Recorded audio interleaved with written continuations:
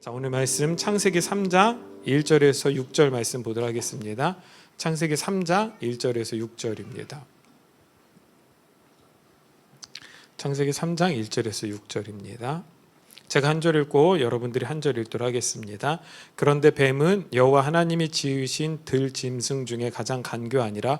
뱀이 여자에게 물어 이르되 하나님이 참으로 너희에게 동산 모든 나무의 열매를 먹지 말라 하시더냐. 동산 중앙에 있는 나무의 열매는 하나님의 말씀에 너희는 먹지도 말고 만지지도 말라 너희가 죽을까 하노라 하셨느니라.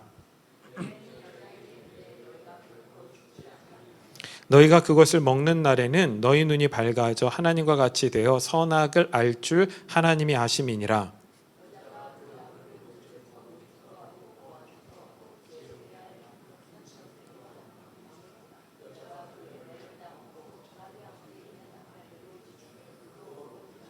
아멘, 아멘. 자, 오늘은 창세기 강의 17번째 시간으로 하나님이 지으신 대로라는 주제를 가지고 우리 말씀을 살펴보도록 하겠습니다.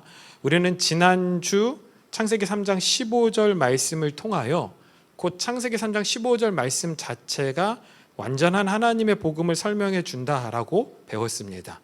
그래서 신학에서는 그게 원시복음이다라고 이야기를 하지만 우리는 그걸 뭘로 본다고요? 완전한 그 자체의 하나의 복음이라고 볼 수 있다라는 거죠. 3장 15절 말씀 볼까요? 내가 너로 여자와 원수가 되게 하고 내 후손도 여자의 후손과 원수가 되게 하리니 여자의 후손은 내 머리를 상하게 할 것이요 너는 그의 발꿈치를 상하게 할 것이니라. 자, 뱀과 여자가 연합하여 하나님께 범죄를 저질렀어요. 그렇죠? 연합을 한 거예요. 그런데 하나님은 여인과 뱀을 원수로 만드셨어요. 그리고 여자를 택해 그 후손을 통해 구원을 이루시겠다라고 천명을 하신 사건이 15절의 내용이라는 것이죠. 또 이 말씀이 예수 그리스도와 교회의 관계를 설명해 준다라고 이야기를 했고요. 그래서 계시록에 나온 말씀처럼 여인이 아들을 낳는다, 이 표현을 교회가 예수 그리스도를 낳았다로 해석할 수 있다고 했습니다. 이것은 하나님이 교회의 구원을 위해서 예수 그리스도를 이 땅에 오시도록 했기 때문에, 그러니까 선행된 게 뭐냐? 우리의 구원이에요. 우리의 구원을 위하여 예수 그리스도가 이 땅에 오셨기 때문에 이 사건은 어떻게 해요? 예수가 교회에 의해서 탄생되어졌다. 그래서 교회가 예수를 낳았다, 여인이 아들을 낳았다라고 충분히 바라볼 수 있다라고 이야기를 했습니다. 자, 이처럼 하나님의 뜻은 구약 안에서요, 때로는 상징적인 의미로 드러나고 있어요. 그렇죠? 그래서 구약, 우리가 창세기를 배우고 있지만 대부분 창세기에 나온 내용들이 상징성을 내포하고 있어요. 하지만 하나님의 뜻이 모두 다 상징의 의미로만 남아있다면 모호할 수 있어요. 왜냐하면요, 의미가 불분명하거나 해석과 적용에 너무 디테일하거나 다양하고 크고 넓을 수 있어요. 범위가. 그렇죠? 어디에다 갖다 붙여놔도 다 해석이 되어버리면 이건 상징의 의미가, 가치가 떨어지잖아요. 그래서 하나님은 그런 모호성을 해결하시기 위하여 상징을 실제 역사 속에서 구현해내셨습니다. 자, 그게 뭐냐면 이를테면 하나님 나라 천국은 모든 믿는 자에게 주시겠다고 약속하신 땅을 상징하죠. 상징성을 갖고 있어요. 그런데 실제 역사 속에서 이스라엘 백성들을 약속의 땅인 가나안으로 인도해서 들어가게 하시죠. 그래서 예수님도 그렇고 예수님의 제자들도 그렇고 그 가나안 땅으로 가는 그 여정, 그 광야를 끊임없이 이야기하는 거예요. 야, 그게 성도의 삶이야. 그렇게 해서 천국으로 이끌림을 받는 거야.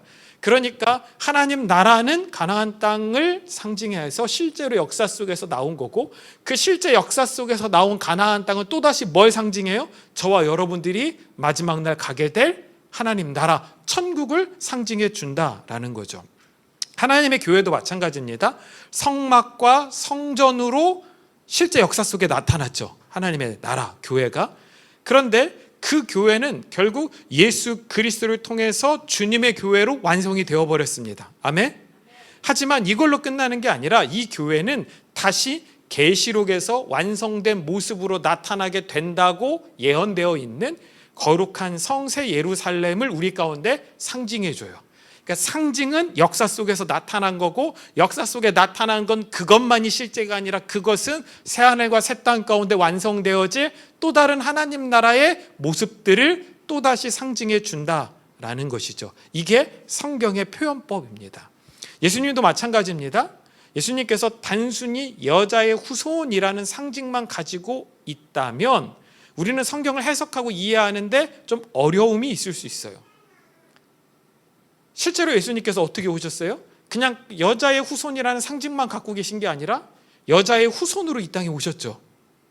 이게 무슨 얘기일까요? 네. 자, 여러분, 예수님께서 이 땅 가운데 오실 때에는요, 반드시 충족해야 되는 두 가지 예언의 조건이 있습니다. 첫 번째가 뭐냐면 오늘 창세기 3장에 나오는 여인의 후손이에요. 그렇죠? 예수님 반드시 뭘로 와야 돼요? 여인의 후손으로 와야 돼요. 왜요? 여인의 후손이라고 나와 있으니까, 여자의 후손이라고. 둘째는 뭐요? 역사 때, 다윗 왕 때 예언되어 있는 예언이 있어요. 다윗 왕의 후손으로 와야 돼요. 그렇죠? 그러니까 왕의 후손, 여인의 후손, 여자의 후손, 이 두 가지 예언이 충족되어야만 합니다. 자, 제가 계속 이야기했잖아요. 상징은 실제 역사 속에 나타났다고요. 그러면 이 두 가지 예언의 조건이 예수님이 오실 때 성립이 돼야 돼요. 그리고 성경은 반드시 그걸 기록으로 남겨놨어야 돼요. 그래야 하나님의 말씀이 성취가 되었다라는 것을 저와 여러분들이 알 수 있는 거죠. 그렇죠? 그럼 그걸 우리가 한번 찾아볼 거예요. 어디서 찾냐? 당연히 신약에서 찾아야겠죠. 여러분들 마태복음 1장에 나와 있습니다. 우리가 알고 있듯이 1장에 뭐가 나와요? 예수님의 족보가 나오죠. 족보. 여기서 이새는 다윗을 낳고 다윗은 솔로몬을 낳고 솔로몬은 르호보암을 낳았다라고 말하면서 아브라함부터 시작된 족보가 다윗과 솔로몬을 거쳐 예수님의 아버지 요셉까지 연결되어지고 그 요셉을 통해 예수 그리스도가 이 땅에 오시게 되었다라고 족보가 설명해줘요. 그러니까 이 족보를 통해서 우리는 뭘 알 수 있어요? 아, 예수님은 다윗 왕의 후손으로 이 땅 가운데 오셨구나. 그렇죠? 다윗의 족보, 솔로몬의 족보를 따라왔기 때문에 다윗 왕의 후손으로 이 땅에 오셨음을 성경이 증명해 주는 거예요. 여러분들 마태복음 1장에 족보가 그냥 나온 게 아니라고. 여러분들 성경 통독하기 어렵게 만들려고 족보가 나온 게 아니라, 이 족보는 뭐요? 야, 예수님은 왕의 후손으로 오신 거야. 그게 구약의 예언을 성취한 거야. 그걸 설명해 주고 있어요. 자, 그러면 신약 성경에는 또 다른 족보가 나와요. 어디에 나와요? 누가복음 3장에 나와요. 누가복음 3장에 나오는 족보는 마태복음의 족보와 좀 달라요. 마태복음의 족보는 아브라함부터 예수 그리스도까지 순차적으로 내려온다면 누가복음 3장의 족보는 예수님으로부터 하나님까지 거꾸로 거슬러 올라가는 족보예요. 올라가는 족보. 자, 좀 전에 본 마태복음에서 다윗 왕의 후손이라는 조건이 부합했다면 다른 하나의 족보는 여자의 후손이라는 조건을 성립시켜 줘야 돼요. 그렇죠? 그러니까 이런 관점으로는 성경에 잘 안 보시잖아요. 아, 족보가 또 나왔네? 이거지? 이게 뭘 의미하는지 우리 잘 관심을 안 갖는다고요. 이건 안 가르쳐 주니까 여러분들이 아실 수는 없으니까. 자, 봅시다. 누가복음 3장 23절. 그러니까 어머니의 족보, 마리아의 족보가 등장해야 되는 거예요. 예수께서 가르치심을 시작하실 때에 30세쯤 되시니라 사람들이 아는 대로 요셉의 아들이니, 누가요? 예수님이. 요셉의 위는 누구요? 헬리오. 안타깝게도 누가복음 3장에도 예수님의 어머니 마리아의 이름이 등장하지 않아요. 누구만 등장해요? 아버지 요셉의 이름만 등장해요. 그리고 요셉의 위는 헬리라고 되어 있죠? 헬리? 그러니까 쉽게 말해서 요셉의 아버지가 누구라는 거예요? 헬리라는 거죠. 헬리? 요셉보다 헬리가 더 멋있는 것 같아요, 이름이. 헬리. 약간 뭔가 현대적 이름 같잖아요. 여러분들 이렇게만 보면 이상할 것이 전혀 없어요. 그런데 마태복음의 족보와 비교해 보면 좀 이상해집니다. 이 부분을 마태복음 족보로 봅시다. 마태복음 1장 16절. 야곱은 마리아의 남편 요셉을 낳았으니, 요셉의 아버지가 누구래요? 야곱이래요. 아까 누가복음에서는 요셉의 위에 아버지는 누구라겠어요? 헬리? 우리나라 드라마가 성경에도 나오는 거예요. 지금 요셉은 아버지가 둘인 거야. 이게 복잡한 거야. 이게 어떻게 되는 거야? 그죠? 예? 그러니까 비교해서 보면 그렇잖아요. 야곱은 마리아의 남편 요셉을 낳았대. 마리아에게서도 그리스도라 하는 예수가 나시니라. 자, 그러니까 마태복음 족보의 맨 끝에 가서 요셉의 아버지의 이름을 쓰고 있는데 야곱이라고 쓰고 있고, 누가복음에서는 족보가 시작하는 그 처음에서 예수님을 낳은 요셉, 그 요셉의 위가 누구라고요? 헬리. 이게 뭐가 문제가 심각하다고요. 예. 자, 여기서 우리가 주목해야 되는 게 있어요. 누가복음의 족보에는요, 모든 사람들에게 이름이 등장할 거 아니에요? 그 이름 앞에 영어로 말하면 정관사 더가 붙어 있어요. 그러니까 헬리가 그냥 헬리가 아니라 그 헬리인 거예요. 그 헬리. 다 그렇게 붙어 있어요. 정관사가 붙어 있어요. 그런데 누구만 안 붙어 있어요? 요셉만 안 붙어 있어요. 그 얘기는 무엇을 설명하냐면, 원래 요셉은 이 족보에 못 들어와. 원래 요셉은 이 족보에 들어오면 안 돼. 이걸 상징해 주는 거예요. 누가가 그걸 표시를 한 거예요. 그걸 알라고. 근데 우리말 성경에는 그 번역하기가 힘드셨는지 그걸 다 빼버렸어. 그러니까 몰라. 우리말 성경어는 표시가 안 나. 근데 헬라어 성경에는 표시가 나요. 그러니까 요셉은 원래 여기 못 들어와. 그런데 족보에 여자 이름이 올라가기 어려우니까 원래는 못 올라오는데 어쩔 수 없이 계보를 연결시키기 위하여 요셉이 들어온 거야. 그래서 요셉의 이름 앞에는 정관사를 빼버렸다라는 거예요. 그렇다면 누가복음 3장의 족보, 특별히 요셉의 위는 헬리, 그 헬리라고 했는데 그 헬리는 누구예요? 요셉의 아버지가 아니라 마리아의 아버지예요.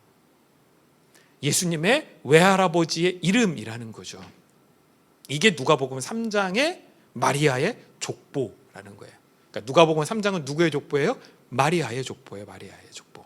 이로써 예수님은 여인의 후손을 통해 이 땅에 오시게 된다는 하나님의 예언이 어떻게 성취가 되었는지를 성경은 여지없이 증명해서 우리 가운데 보여주고 있었던 것입니다.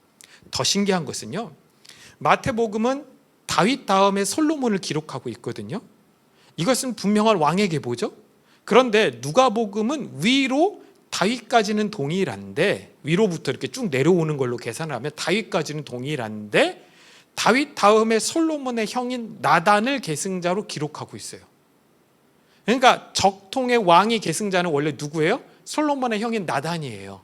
근데 나단은 왕이 못 돼요. 대신 누가 왕이 돼요? 솔로몬이 왕위를 물려받게 돼요.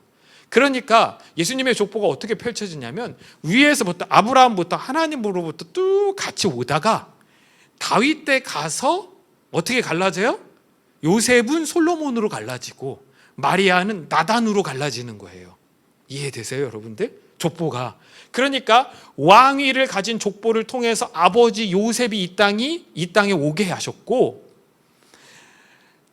다윗의 가문에서 왕위를 가지지 못한 족보를 통해 어머니 마리아를 예비하신 거예요. 그래서 예수님이 탄생할 때 어떻게 이 둘을 부부로 만나게 하심으로 예수 그리스도가 여인의 후손이며 동시에 다윗 왕의 후손이라는 하나님의 예언을 완벽하게 성취하도록 하나님께서 만드신 거예요. 그러니까 둘이 연애를 잘해서 만난 게 아니에요. 예? 둘이 선을 잘 봐서 만난 게 아니라고요. 그 가운데 하나님의 뜻과 예정하심이 분명히 있었다라는 거예요. 아멘? 그러니까 이걸 알고 보면요, 제가 늘 말씀드려요. 성경은 알고 보면요, 모든 순간이 다 소름 돋아요. 아니, 성경에 괜히 기록해 나왔겠냐고요. 예? 여러분, 성경이 그냥 먹고 사는 이야기 기록해 놓은 게 아니에요. 성경이 그냥 누가 잘 살았더라, 누가 못 살았더라, 누가 잘 살아서 복 받았더라, 누가 못 살아서 뭐 하나님 앞에 혼났더라, 흥부놀부 이야기 적어 놓은 게 아니에요. 이솝우화가 아니에요. 그 가운데 하나님의 놀라운 계획이 어떻게 성취가 됐는지를 증명해 주고 있다라는 것이죠. 그러니까 이스라엘 전체 역사는요, 오늘 우리가 보고 있는 창세기 3장의 이 사건, 특별히 3장 15절의 이 완전한 복음을 성취하기 위한 역사였다라고 볼 수 있습니다. 곧 단순한 상징의 의미가 아니라 하나님은 지금도 당신의 뜻을 우리의 실제 역사 가운데서 성취해 가고 계신 줄로 믿습니다. 이걸 우리 삶과 그리고 앞으로의 미래에 적용해 봅시다. 예수님께서 분명하게 마지막 날들에 대한 말씀들을 하셨어요. 그렇죠? 마태복음 24장이라든지 또 예수님의 제자들 베드로도 마지막 날에 대한 예언들을 했고요. 또 요한도 계시를 통하여 마지막 날들에 대한 예언들을 우리 가운데 전달해 주고 있어요. 근데 어떻게 보면 그런 사건들, 앞으로 닥치게 된다라고 예언되어 있는 그 사건들이 좀 모호한 부분들이 있어요. 그래서 어떤 사람들은 이건 실제로 발생하는 예언적 사건이 아니라 어떤 상징성만 가지고 있는 표현들이라고 말하기도 합니다. 하지만 예수님의 말씀은요, 하나님의 구원과 심판이라는 상징성을 갖는 동시에 아까도 봤듯이 뭐요? 실제로 우리 역사 속에서 반드시 실현되는 모습으로 나타나게 되어 있다라는 거예요. 그러니까 이 역사의 흐름은 아무도 바꿀 수 없어요. 이런 우리가 해야 하는 일은 그렇게 역사를 진행해 가신 하나님의 말씀을 알고 믿어야 돼요. 그리고 말씀대로 되어지는 역사의 현실을 관찰해야 돼요. 어떻게 내 삶 가운데, 어떻게 이 시대 속에서 하나님께서 일하고 계신지의 역사적 현실을 관찰해야 돼요. 세상이 말하는 대로 어쩌면 모든 재앙들을 피해갈 수 있을지 모른다, 또는 우리가 막을 수 있다라는 소리에 귀를 기울이지 마십시오. 모두 다 바벨탑의 공허한 외침에 불과합니다. 믿음의 성도들은 헛된 기대나 꿈을 꾸는 것이 아니라, 믿음의 성도는 오직 말씀을 실제로 받아들이고 그 말씀대로 되는 것을 소망해야 될 줄로 믿습니다. 그게 성도의 삶이에요.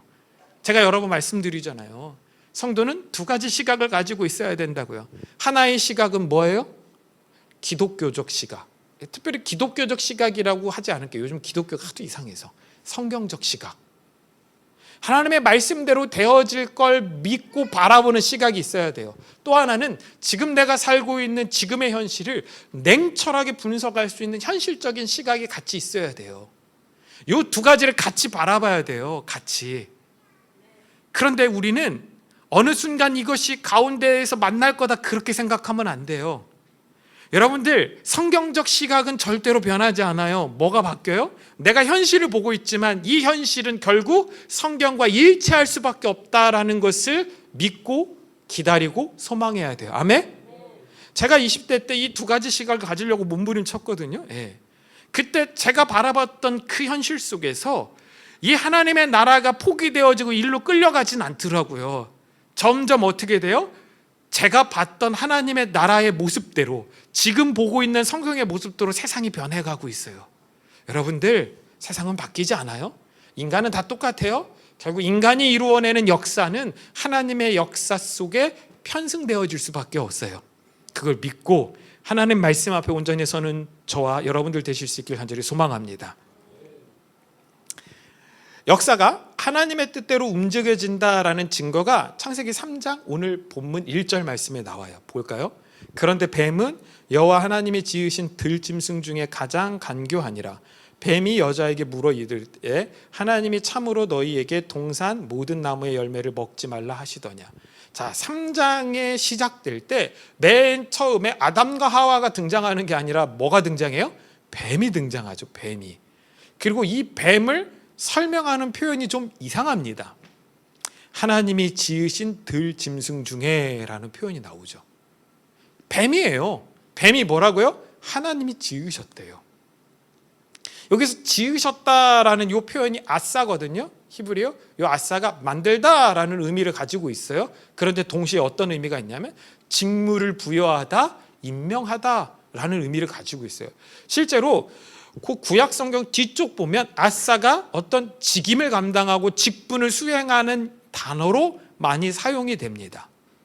그러니까 성경은 인간을 타락시킨 주범인 뱀을 묘사하면서 굳이 하나님께서 만드셨다, 하나님께서 임무를 주셨다는 의미가 들어간 아싸라는 단어를 사용하고 있는 거예요.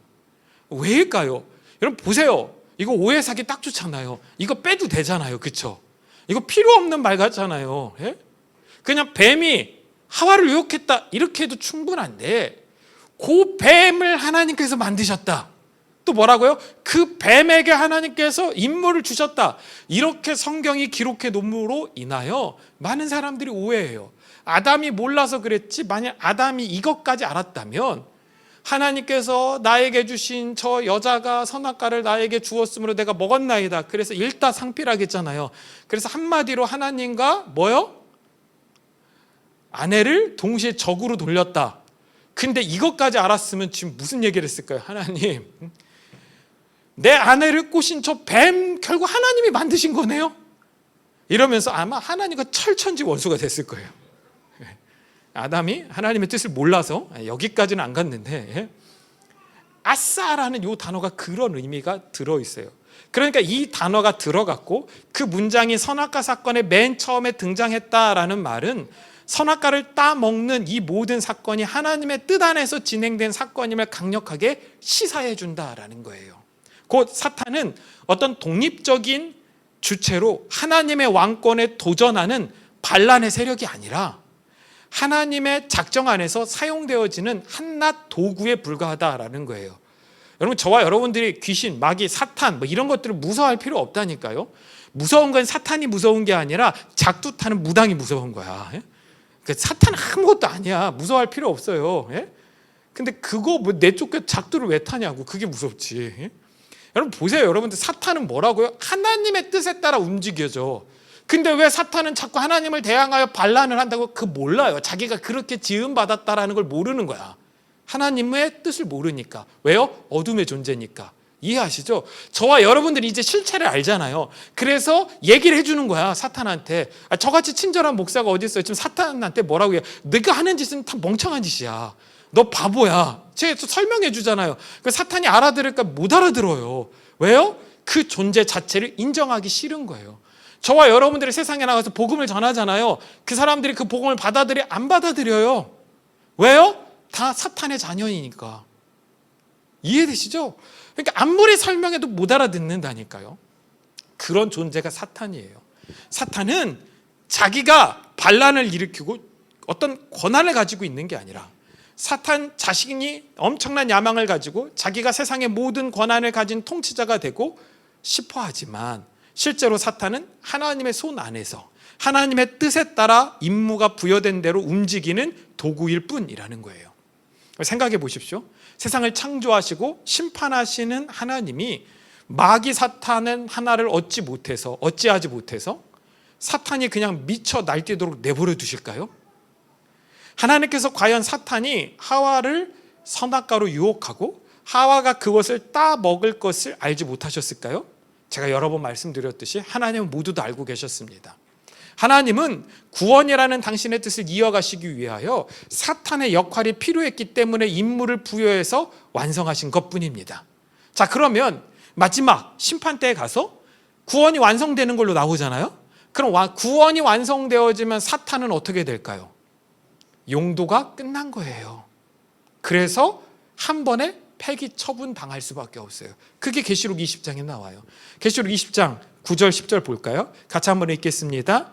그들이 지면에 널리 퍼져 성도들의 진과 사랑하시는 성을 두루매 하늘에서 불이 내려와 그들을 태워버리고 또 그들을 미혹하는 마귀가 불과 유황못에 던져지니 거기는 그 짐승과 거짓 선지자도 있어 세세토록 밤낮 괴로움을 받으리라. 아멘. 여러분, 최후의 전쟁 아말겟돈을 제가 계시록에서 설명하면서도 뭐라고 이야기했어요? 사탄이 전쟁을 준비하는 게 아니라 제가 원문 그대로 풀어드렸잖아요. 사탄은 전쟁하기 싫은데 사탄이 어떻게 됐대? 전쟁터로 끌려 나온 거라니까요. 끌려 나왔어. 이 전쟁은 누가 준비하시는 거예요? 하나님이 준비하세요. 애석하게도 우리가 기대하는 것처럼 막 우리가 수세에 밀리다가 하나님께서 작전을 변경하셔서 한 방을 먹이고 그 다음부터 전세가 역전돼서 하나님께서 점점 진격해서 사탄의 영토를 하나씩 뺏어서 결국 우리 가운데 통일을 이루어 자유를 주셨더라, 이런 표현이 아니라 사탄이 여기 나오잖아요. 온 지면에 두루 퍼져 성도들의 진과 하나님께서 사랑하시는 성, 곧 교회를 죽일 듯이 괴롭히도록 내버려 두시다가 하나님의 때가 딱 되면 어떻게 하신다고요? 하늘에서 불이 내려서 다 죽여버린대요. 아멘? 그걸로 끝나. 왜요? 구원이 완성됐으니까. 더 이상 사탄의 역할이 필요 없으니까 그냥 일시에 끝나요. 너무 허무하게 끝나. 이렇게 끝나버린다니까요. 그러니까 그날이 되기까지는 사탄이 사람들을 미혹하도록 내버려 두신다는 거예요. 이게 하나님의 뜻이에요. 왜요? 사탄의 미혹 속에서 하나님의 사랑과 구원 그리고 진리에 갈급한 자들이 도리어 온전히 주님 앞에 서게 되기 때문입니다. 결국 사탄은 하나님께서 택한 백성들이 하나님의 택하심을 깨닫도록 해주는 도구에 불과해요. 다시 한번요. 사탄은 뭐 대단한 일을 꾸미는 것 같고 진행하는 것 같지만 하나님께서 창세전에 택한 백성들이 하나님의 택하심을 깨닫도록 해주는 도구에 불과하다라는 거예요. 네. 다 어둠 속에 있는데 갑자기 우리는 진리의 빛을 봐. 아멘? 그럼 우리는 확신하는 거예요. 와, 내가 택함 받은 자구나. 이거 깨닫게 해주시기 위하여 하나님이 사탄으로 하여금 미혹할 자들을 미혹하게 만드시는 거예요. 결국 그렇게 깨닫게 된 자들은 예수 그리스도의 십자가 앞으로 나와 속죄를 경험하고 주님과 함께 완성될 새하늘과 새 땅을 향해 나아가게 되는 것입니다. 역사는 이렇게 새하늘과 새 땅을 향해 끊임없이 전진해 가고 있습니다. 지금 이 순간도 그 작은 발걸음의 일부분에 해당되는 줄로 믿습니다. 자, 이걸 어떻게 할 수 있냐면 잠언 16장 4절 봅시다. 같이 한번 읽을까요? 여호와께서 온갖 것을 그 쓰임에 적당하게 지으셨나니 악인도 악한 날에 적당하게 하셨느니라. 하나님께서 온갖 것을 그 쓰임에 적당하게 지으셨대요. 우리 옆에 있는 분들 축복합시다. 상당히 적당하십니다. 예. 우리는 적당하게 쓰임 받은 거예요. 예. 심지어 뭐도요? 악인도 적당하게 하셨대요. 악인도. 우리는 몰라요. 그렇죠? 그런데 하나님께서 필요하시기 때문에 만드신 것입니다. 가끔 제 아내가 저한테 물어볼 때가 있어요. 정말 이상한 질문을 할 때가 있거든요. 모기와 바퀴벌레는 왜 만드셨냐고. 그게 싫으니까. 모든 여성들이 그렇잖아요. 예. 벌레는 왜 만드셨냐 이거야. 예. 지난번에 노아 방주 사진 이런 거 이렇게 보면서 그 이야기 하더라고요. 그러니까 이 바퀴벌레도 방주에 탄 거냐. 그걸 제가 어떻게 합니까? 예? 왜 만드셨는지 제가 어떻게 알아요? 예? 제가 하나님이었어도 안 만들었을 거야. 예? 근데 이 잠언 말씀을 통해서 보면 뭐라고 우리는 확신할 수 있어요? 모기도 바퀴벌레도 쓰임에 적당하게 만드신 거야. 그러니까 바퀴벌레한테 너는 쓸모없어 라는 건 뭐예요? 하나님의 주권에 도전하는 거예요. 예. 이건 무슨 말이지? 자, 그런데요, 잠언 16장 4절이 아주 중요한 구절 다음, 아주 유명한 구절 다음에 등장해요. 16장 3절이겠죠? 볼까요? 너의 행사를 여호와께 맡기라. 그리하면 내가 경영하는 것이 이루어지리라. 여러분들이 성경에서 이 구절 많이 보셨고 외우시고 눈에 들어왔잖아요. 그런데 이 구절의 정확한 의미는 이 3절과 4절을 연결해서 생각해야 돼요. 여호와께 맡기면 여호와께서 내가 원하는 모든 것을 다 이루신다라는 의미가 아니라 전능하신 하나님께서 이미 우리가 살아가야 하는 임무를 부여하셨다라는 거예요. 그렇죠? 하나님께서 필요에 따라 쓸 걸 그 모양대로 만드셨다. 임무를 부여하셨다는 거예요. 그러니까 그걸 알고 내 삶을 하나님께 온전히 맡기면 하나님의 작정대로 우리 삶을 통하여 하나님의 뜻을 이루신다는 말이에요. 아멘? 그러니까 내가 내 뜻을 세워서 내 멋대로 내 삶을 경영해라 이게 아니라 내가 했는데 내가 계획을 세웠는데 내 능력이 부족하니까 하나님께 맡기면 하나님께서 내 뜻대로 경영해 가신다가 아니라 16절 4절 말씀처럼 뭐예요? 하나님께서 온갖 것을 그 쓰임에 적당하게 지으셨다. 저와 여러분들도 하나님께서 태초에 그 쓰임에 적당하게 만드셨다라는 거예요. 그러니까 그걸 하나님 앞에 맡기면, 그걸 알고 하나님 앞에 내 삶을 맡기면 하나님께서 그 뜻대로 경영해서 이루어 가신다라는 거예요. 아멘? 누가 계획하셨습니까? 하나님이 계획하셨으니까. 이걸 우리는 신약에서 어떻게 봤어요? 청구하다, 아이테오.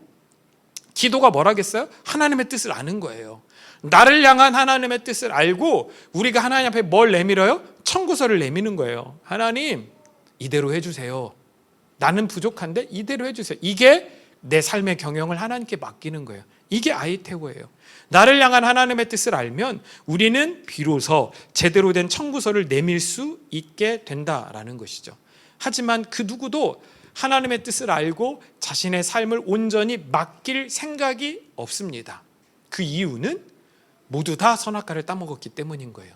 창세기 3장 22절 봅시다. 여호와 하나님이 이르시되 보라 이 사람이 선악을 아는 일에 우리 중 하나같이 되었으니 그가 그의 손을 들어 생명나무 열매도 따먹고 영생할까 하노라.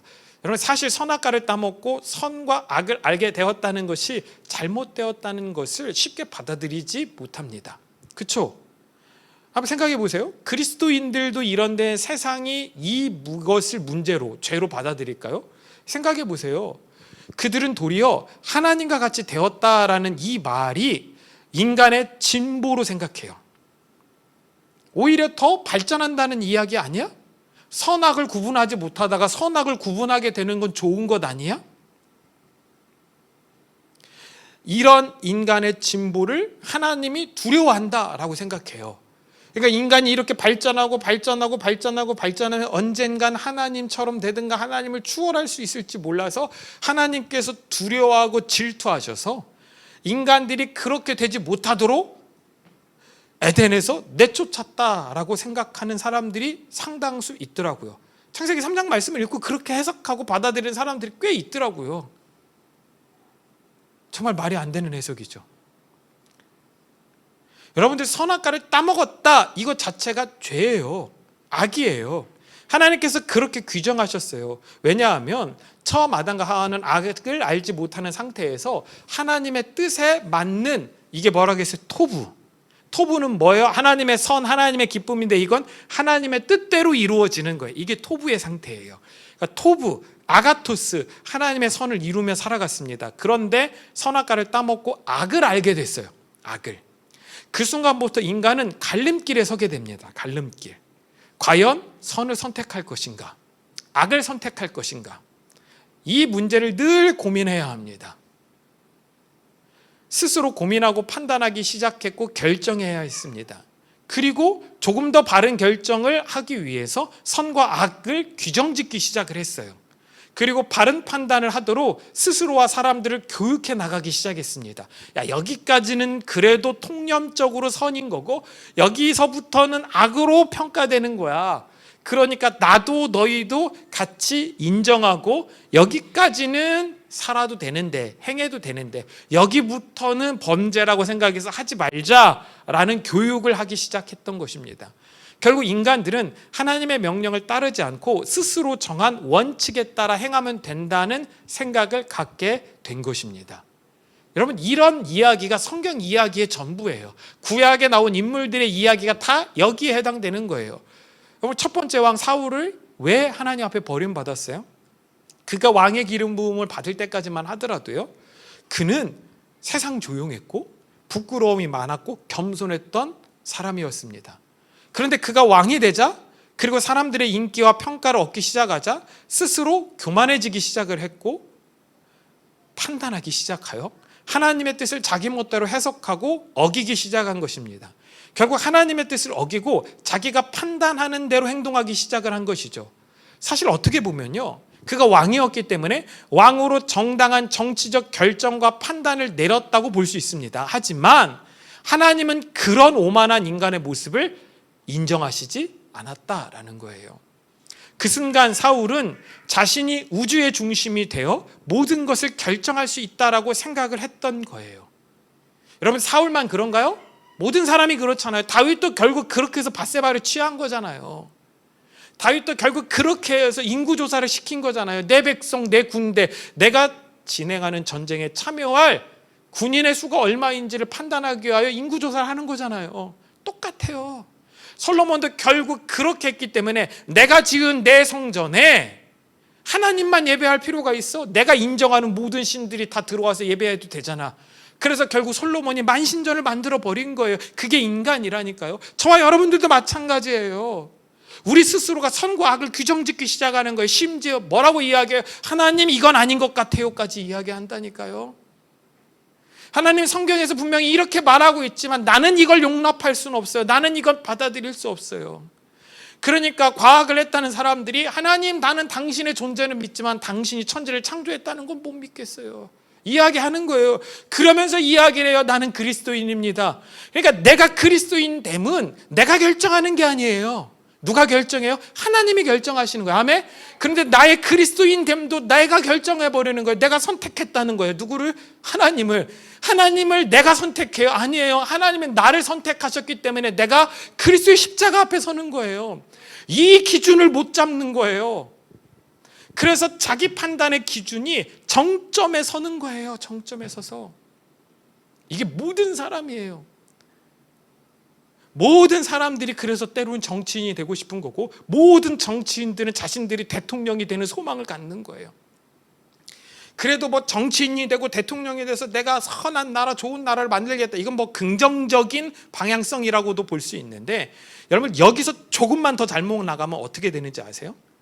자기가 선택과 결정의 정점에 서니까 내가 다른 사람의 생명도 주관하고 싶은 거예요. 그래서 사람들을 잔인하게 살해하기도 합니다. 곧 성경에도 나오겠지만 가인과 같은 모습인 거죠. 가인이 아벨을 왜 죽입니까? 그 나름대로 인정받고 싶고 살아남고 싶었기 때문인 거예요. 시기는 마냥 미워하는 감정이 아니라 질투로부터 나와요. 내가 가지지 못한 것을 갖고 싶은데 그 방법은 상대방을 죽이고 획득하는 방법밖에 없습니다. 그러니까 자신에게 힘이 있다면 뭐 하는 걸 빼앗는 거예요. 정치를 보세요. 승자 독식이죠. 이긴 사람이 모든 걸 다 가져요. 이긴 자들이 전부를 다 빼앗아요. 다시는 일어서지 못하도록 상대방을 짓밟습니다. 이런 잔인한 행동들이 같은 관점을 가지고 있는, 같은 이념을 가지고 있는, 같은 편에 서 있는 사람들의 입장에서는 잔인한 행동으로 보이는 게 아니라 뭐처럼 보여요? 정의를 실현하는 행위처럼 보이기까지도 한다라는 거예요. 제가 가끔 말하잖아요. 여러분, 히틀러가 총을 가지고 독일을 정복한 게 아니라니까요. 히틀러는 뭐예요? 투표를 통해서 독일의 대표가 됐어요. 히틀러가 여러분들 독일법을 어기면서 전쟁을 준비한 게 아니에요. 히틀러는 뭐 했어요? 법을 다 바꿔가지고 자기가 하는 일은 정당하게 만들었다고요. 그럼 그런 모습들이 이 시대는 안 일어나요. 동일해요. 법만 바꾸면 돼요. 그전까지는 악이었던 걸 사람들로 하여금 선으로 바꿔버리면 자기가 하는 행동이 선이 돼버리는 거예요. 이게 얼마나 오만한 거예요. 이건 하나님처럼 되고 싶은 거고 하나님 위에 서고 싶은 거예요. 그래서 인간 사회에서 범죄가 끊이지 않는 거예요. 전쟁이 끊이지 않는 거예요. 인간의 이런 모습 때문인 것입니다. 인간은 변하지 않아요. 처음 창조될 때부터 하나님과 연합해야만 온전해지도록 지음을 받았는데 선악과를 따먹고 하나님을 떠나 왕이 되려는 그 마음을 먹었던 그 순간부터 지금까지 인간은 단 한 번도 변하지 않았다라는 거예요. 하나님은 그런 인간들과 그들의 세상을 악으로 규정하셔서 마지막 날 심판하시겠다라고 작정하셨습니다. 그리고 놀랍게도 그 악의 세상에 하나님께서 택한 자들도 던져 넣으셨다라는 거예요. 그래서 저와 여러분들이 이 세상에 온 거예요. 왜요? 악의 실체를 보라고요? 아니에요. 여러분들 오해하지 마세요. 악의 실체를 보라고 저와 여러분들을 악의 세상에 던지신 게 아니에요. 그 속에 던져진 저와 여러분들이 나 자신의 인간의 실체를 깨달으라라고 집어넣으신 거예요. 하나님은 지금 우리에게 인간의 실체가 얼마나 보잘것없는지를 폭로하고 계신 거예요. 야, 너 그거 아무것도 아니야. 너 스스로 대단한 것처럼 생각하는데 너 그거 아무것도 아니야. 너는 너가 생각의 주체가 되고 결정의 주체가 되고 네가 왕이 되고 네가 모든 걸 다 할 수 있을 것처럼 떠들어대지만 너 그거 아무것도 아니야. 더 명확히는 나의 실체가 얼마나 보잘것없는지를 보게 하시는 중이에요. 제가 늘 고백하잖아요. 제가 설교를 통해서 여러분들에게 말하는 건 여러분들의 죄를 폭로하기 위함이 아니라 그 말씀 속에서 내가 죄인으로 폭로된 그걸 여러분들에게 말씀드리는 거예요. 아, 그렇구나. 내가 이런 존재구나라는 걸 깨닫는 거예요. 그리고 그 인간의 연약한 실체를 깨닫고 당신의 은혜 안으로 나오도록 빛으로 인도하고 계신 거예요. 저와 여러분들은 그 인도를 받았기 때문에 오늘 여기 있는 거예요. 아멘? 그게 얼마나 귀해요. 얼마나 감사해요. 결국 하나님은 당신이 택한 자들, 당신이 원하는 자들은 반드시 당신의 자녀로 만들어내시는 분인 줄로 믿습니다. 그래서 두려워하지 말라라는 거예요. 세상이 어떻게 요동치든지 간에 두려워하지 마세요. 저와 여러분들은 반드시 하나님의 자녀로 하나님의 나라에 들어가게 될 줄로 믿습니다. 그걸 막을 수 있는 것은 그 어느 것도 없다라는 거예요. 그래서 창세기 3장 1절에 아싸라는 단어가 들어가 있는 것입니다. 봐라, 내가 지금부터 그 일을 행할 것이다. 내가 사탄을 통해 인간을 유혹할 것이며 선악과를 따먹게 할 것이며 그 죄를 물어 그들을 에덴에서 내쫓아 그 죄의 세상 속에서 허덕이며 살아가게 만들 거야. 그리고 그 속에서 자신들의 실체를 깨닫고 나의 구원이 무엇인지를 알게 할 것이다. 이게 인류 역사의 출발점이에요. 그러니까 창세기 3장은 역사의 출발점이에요. 여기서부터 모든 역사의 이야기가 진행되어 가는 줄로 믿습니다. 말씀을 정리하면서 좀 난해한 질문 한 가지를 여러분들에게 드리겠습니다. 만약 하나님께서 사탄에게 인간을 유혹하도록 임무를 맡기셨다면 그것은 하나님의 선일까요? 악일까요? 이걸 어노인팅 교회 성도님들에게 질문하면 다 선이라고 대답하시더라고요. 근데 대답하기 어려운 질문입니다. 그리고 우리는 쉽게 대답해서도 안 돼요. 왜냐하면 선악의 판단은 오직 하나님만이 하실 수 있기 때문입니다. 우리가 아무리 뛰어나도 결국 하나님께서 동산에 내려오시면 우리는 부끄러워 나뭇잎으로 치부를 가리게 되어 있습니다. 그것이 너무나도 평범하고 부끄러운 인간의 실존이기 때문입니다. 우리는 판단할 수 없지만 하나님께서 뜻 가운데서 이 모든 일을 진행해 나가고 계신다면 그것은 분명 하나님 안에서 토부 선일 것입니다. 그러니까 섣불리 우리가 하나님을 판단하거나 성경의 옳고 그름을 판단하려 하지 말고 주님이 우리에게 주신 말씀을 가지고 하나님의 뜻이 반드시 역사의 눈앞에 펼쳐지게 됨을 믿고 어떻게 이 세상에 실현되고 있는지 성경의 눈으로 관찰하며 살아가게 되시기를 소망합니다. 아니, 세상은 너무 커요. 둘째 치더라도 각 개인의 삶에 하나님의 뜻이 어떻게 나타나고 있는지를 깨닫게 해달라고 기도하는 저와 여러분들 되실 수 있기를 간절히 소망합니다. 그것이 저와 여러분들이 해야 하는 일입니다. 이번 한 주도 하나님의 선이 저와 여러분들을 그렇게 진리로 이끌 걸 믿으며 하나님, 내 삶 가운데 당신의 뜻이 어떻게 나타나길 원하십니까? 물어볼 수 있는 저와 여러분들 되시길 간절히 소망합니다. 이제 우리 찬양하고 예물 드리고요, 기도할 텐데 우리 이 말씀 하나 보고 붙잡고 오늘 하루 기도하길 원합니다. 아까 봤던 잠언 16장 3절 4절입니다.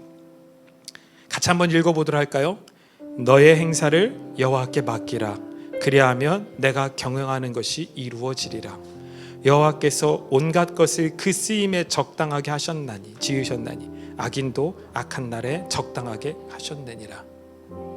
이렇게 질문해 봅시다. 기도하면서 하나님, 당신이 계획하신 나의 적당함은 무엇입니까?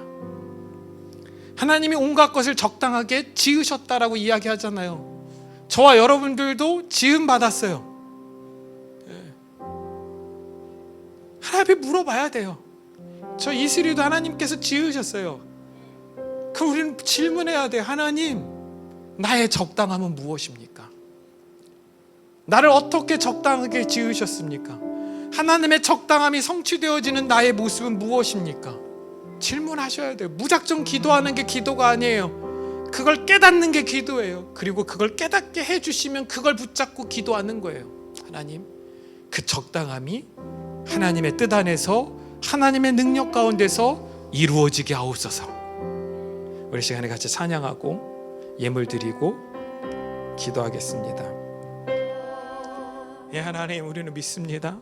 나를 향한 당신의 계획이, 우리를 향한 당신의 인자하심이, 이 세상을 향한 당신의 긍휼하심이 나의 존재보다, 나의 생명보다, 이 땅의 유지보다 더 귀하기 때문에 그걸 깨닫게 된 우리는 그냥 십자가 앞에 잠잠히, 진리 앞에 잠잠히 엎드려 우리의 손을 들고 나의 구원을 창세기에서부터 이미 완성하신 하나님을 예배하고 찬양할 뿐입니다.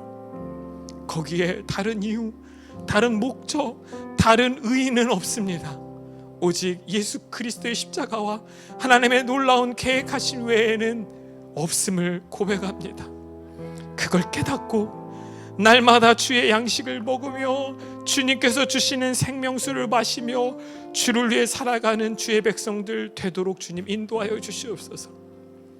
때로는 우리가 넓은 그늘을 가지고 많은 사람들을 쉬게 하지 못하더라도 나를 보내신 하나님의 적당하심이 분명히 있음을 믿고 오늘도 나를 향한 하나님의 적당하심이 무엇일까를 고민하며 찾고 그것들이 발견될 때마다 감사함으로 그 부분에 헌신하고 나의 능력이 부족할 때마다 그 일들을 위하여 하나님께서 능력 주시기를 위하여 청구서를 내밀며 나아가는 주의 자녀들 되도록 주님 역사하여 주시옵소서. 그것이 우리의 사명이고 그것이 이 교회와 미드바르 찬양단의 적당함인 줄로 믿고 우리에게 주어진 이 상황들을 감사하며 나아가는 거룩한 주의 백성들 되도록 주님 역사하여 주시옵소서. 주의 제단에 귀한 예물들 드리오니 하나님께서 받으시고 하나님의 놀라운 은혜와 은총으로 채우시고 역사하여 주시옵소서. 이제는 우리 주 예수 그리스도의 십자가의 은혜와 하나님 아버지의 무한하신 사랑하심과 성령의 역사하심이 오늘 주의 전에 나와 기도하고 예배하는 주님의 모든 자녀들 머리 위에 지금부터 영원토록 함께 하시기를 간절히 축원하옵나이다. 아멘.